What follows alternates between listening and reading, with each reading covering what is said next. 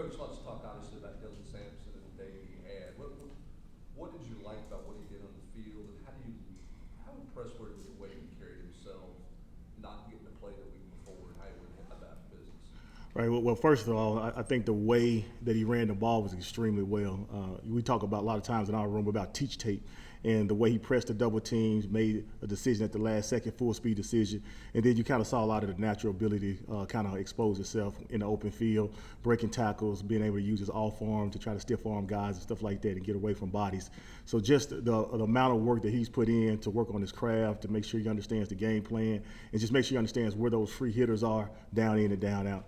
As far as coming into this last week where he didn't get a chance to play very much, if at all, the previous week, like just the way he handled himself in the building. You see a lot of guys, especially young guys, they kind of have an attitude and they're different when they come in the building at times, especially when things don't go their way. But Sampson didn't do that. He worked the same. Matter of fact, he probably worked even a little bit harder to show us that he deserved a role in every game plan. And I think the more you see him on the field, I think he's constantly getting better every time he touches the field. You guys have talked about playing the hot hand and then flow of the game as well. I think Coach Heupel had mentioned that in determining who gets those carries and who gets in the game. Can you speak to making those determinations on the go, and maybe if there's anything that Dylan Sampson needs to improve on in order to earn more of those opportunities? Well, kind of go to backwards, like they all can improve on certain things. I mean, nobody's perfect in our room. We all have some deficiencies that we're constantly trying to get better at. But just for the standpoint of how we kind of rotate the guys a little bit, right now, depending on the game plan, it just kind of depends on, what the game plan dictates is who we put in first. The last few weeks, you can see Jay Wright runs out there first. Last week, Jabari ended up with more snaps than Jay Wright. The previous week, Jay Wright ended up with more snaps than Jabari. As far as how Samp fits in that entire role, it just depends on what kind of package. I think there are always going to be a package or a series of situations that we won't Samp in the game just because of his skill set is a little bit different. Like all three of those guys' skill set is a little bit different from one another. But, I think going forward, you're going to see quite a bit of Dylan Sampson for sure. What makes Jalen Wright so effective, and where do you see him finding success against South Carolina's defense? Well, the way Jay Wright runs the ball from a violent standpoint, like extremely physical guy that can break tackles. When you look at his yards after contact, like they're really good right now. He moves the pile, like we like to say, forward. He's a guy that he runs physical. He runs with better pad level than he has the last 2 years, and I think that's what allows him to have some success.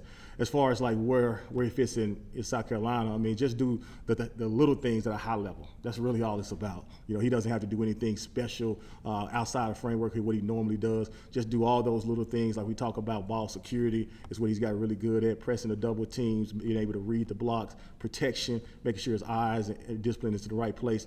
If he does all those little things at a high level, he'll have success against everybody we play. Adam and then Brent.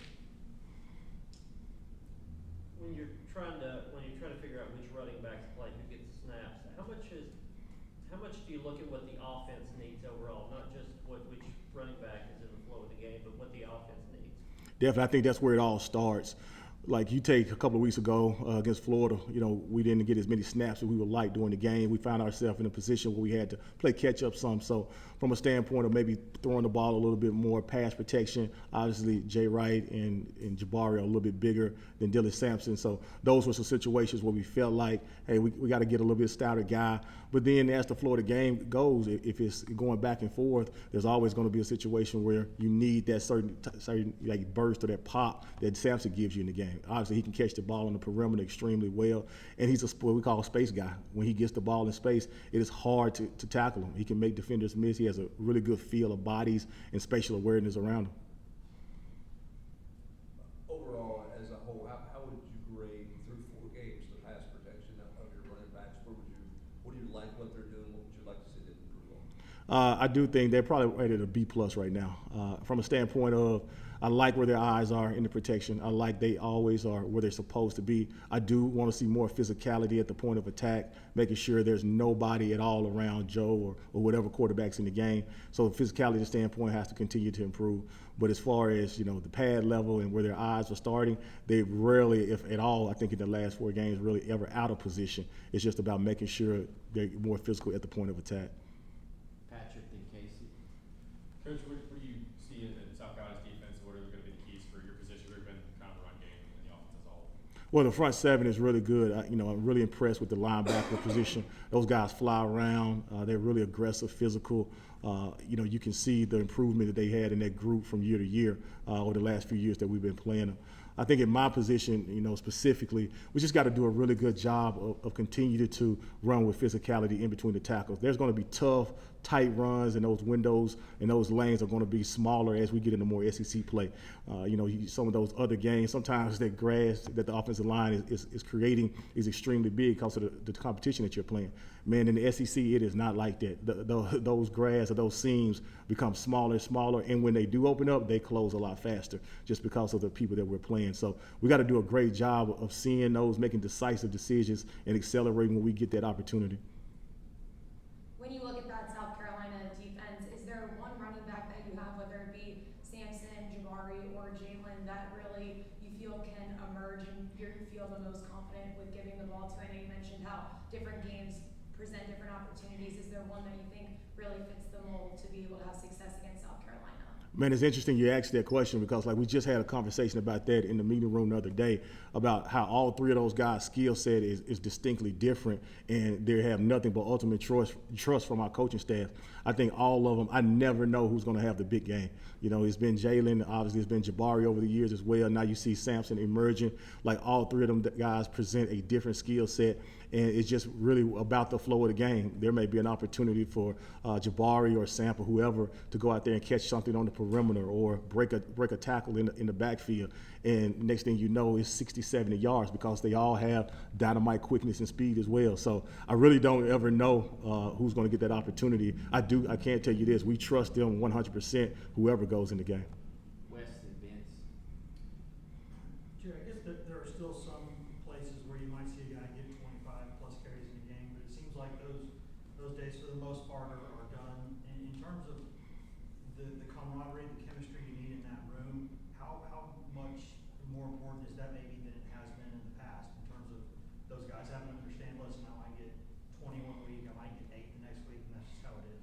Man, we're blessed to have a group of young men and a group of kids that really understand that. In the past, we have not had that opportunity to say, hey, look, these guys are going to distribute the carries around the room because we haven't felt comfortable putting all those different people in the game at that certain time.